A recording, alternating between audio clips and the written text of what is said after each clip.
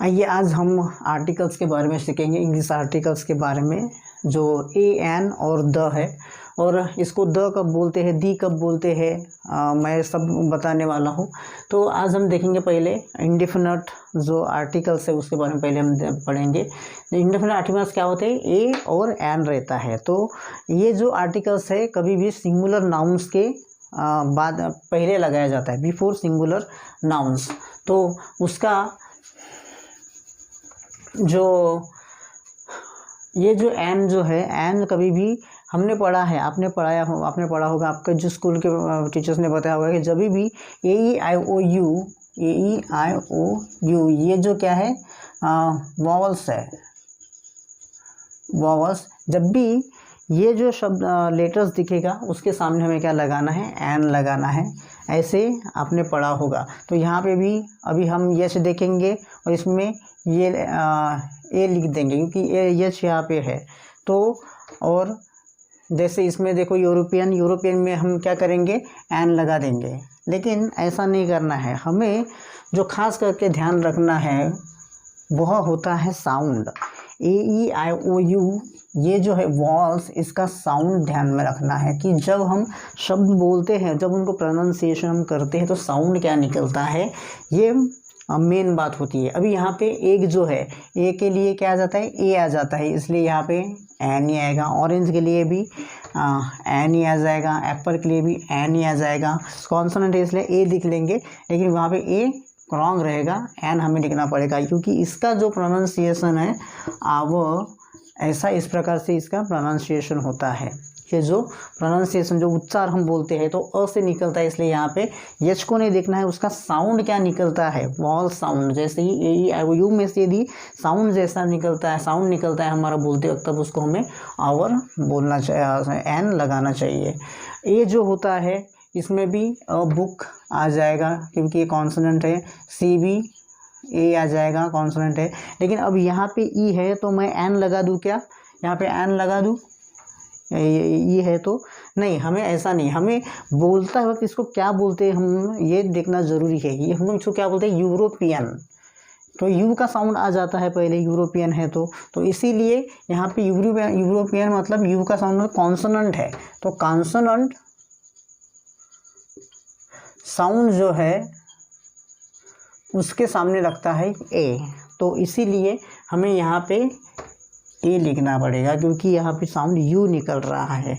और वैसे ही हॉर्स जो है ये तो ऑलरेडी कॉन्सोनेंट है, इसलिए यहाँ पे यू आ जाएगा। तो इस प्रकार से हमें कंफ्यूज नहीं होना चाहिए, हमें ज़्यादा सीधा है मतलब उसका उच्चार क्या निकलता है, प्रोनाउंसिएशन क्या निकलता है, उसके ऊपर हमें ध्यान देना चाहिए। चलो हम अभी जो डेफिनेट आर्टिकल है उसके बारे में सीखेंगे, द के बारे में। डेफिनेट आर्टिकल के बारे में हम सीखेंगे। हम इसमें भी सीखेंगे कि दी कब बोलते हैं, द कब बोलते हैं। सो जो डेफिनेट आर्टिकल है वह एक स्पेशल यूनिक जो भी नाउन रहेगा उसके लिए हमें लिखना पड़ेगा, जो स्पेशल हो या फिर यूनिक हो, उसके लिए ये जो है आर्टिकल यूज़ होता है। और वैसे भी हम यदि मैं बोल रहा हूँ कि आई मेट अ बॉय, ठीक है, I met a boy yesterday. यदि मैं बोलूँ कि यहाँ पे जो अ बॉय आ जाएगा, ठीक है, तो यदि मैं उसी बॉय को यदि दोहराता हूँ, यदि मैं किसी को बताता हूँ कि उसको मैं जानता हूँ, I met a boy yesterday and the boy, अब जो है मैं उसको जान रहा हूँ, ये बॉय जो है उसको मैं जान रहा हूँ, तो उस वक्त क्या मैं बोलूँगा, द बॉय। तो उस वक्त क्या आ जाएगा, द, क्योंकि अब वो मेरे लिए यूनिक हो गया, स्पेसिफिक हो गया कि मतलब मैं उसको जानता हूँ। मैं किस बॉय की बात कर रहा हूँ, पहले मैं मिला तो वो बॉय कौन था, सिर्फ कि जनरल था कि एक लड़का था, लेकिन अब मैं जिसकी बात कर रहा हूँ उसको मैं जानता हूँ। The boy I met yesterday was clever. तो अभी जो है ये जो बॉय जो दिखा रहा है मतलब अभी ये यूनिक हो गया, मतलब मैं उसको पहचानता हूँ, उसको बारे में उसको भी मैं मिल चुका हूँ, ये यहाँ पे दर्शाता है। वैसे ही अभी हम कभी भी देखते हैं कि क्लोज द डोर करके किसी भी क्लोज द डोर, हम कभी भी जाते हैं कहीं पे भी तो वहाँ पे ये दरवाजे के बाहर लिखा होगा था क्लोज द डोर करके। तो वो जो डोर है, कौन से डोर की बात बोल रहा है वो, कोई भी जो ऑनर है उसका, तो जो वही डोर जिसके बारे में मैं बोल रहा हूँ, मतलब जो आपके सामने है, तो उस वक्त भी हम द का इस्तेमाल करते हैं। तो ये जो द कब हमें बोलना चाहिए और दी कब बोलना चाहिए, यदि द के बाद कोई भी वॉवल आता है, जैसे ई एंड ई हो गया, यहाँ पे ई जो है वॉवल आ गया, तो इसलिए हमें यहाँ पे दी एंड ऐसा बोलना चाहिए, द एंड नहीं होगा, दी एंड होगा। और फिर यदि कोई भी ये आ जाता है साउंड, कॉन्सोनेंट साउंड, उस वक्त हमें द डोर बोलना चाहिए, दी डोर नहीं। तो सिर्फ यही हमें ध्यान में रखना चाहिए था। डोर का और इस्तेमाल द का इस्तेमाल हम और कहा करते हैं। और कंट्रीज़ के लिए क्या हम लगा सकते हैं द, नहीं लगा सकते हैं कंट्रीज़ के लिए। लेकिन यदि कोई कंट्री, यदि स्टेट्स है, वहाँ पे बहुत सारे जो स्टेट्स है, तो उस वक्त हमें द का इस्तेमाल हम करना पड़ सकता है। जैसे द USA, तो ये जो क्या हो गया, the USA, the United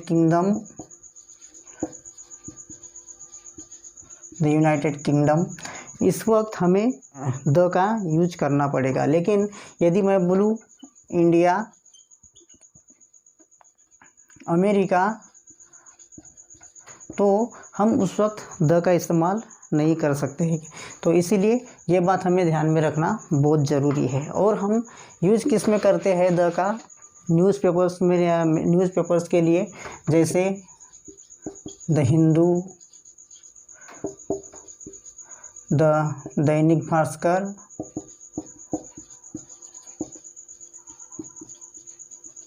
the Navbharat,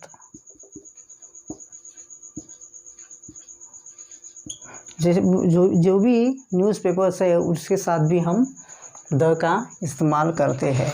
वैसे ही हम यूज करते हैं द का, और जो दिशाएं होती है उसको दर्शाने के लिए द नॉर्थ, द साउथ, ऐसे दिशाओं को इंडिकेट करने के लिए भी हम द का इस्तेमाल करते हैं। वैसे ही हम द का इस्तेमाल करते हैं। और जैसे रिवर्स हो गई, रिवर्स को दर्शाने के लिए द गंगा, और जैसे ही बिल्डिंग बड़ी जो यूनिक होगी, जो बिल्डिंग, जैसे द ताजमहल,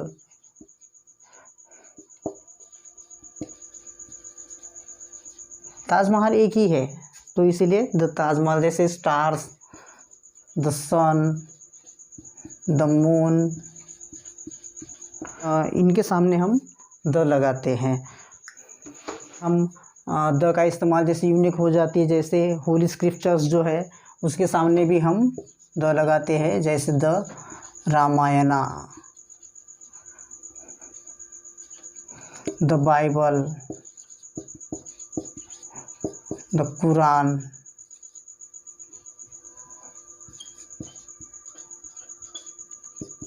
द गीता, इनके सामने भी हम द लगाते हैं। वैसे ही हम जो एजेस जो होते हैं, जैसे प्राचीन काल के, जैसे द स्टोन एज, वैसे ही द आयरन एज,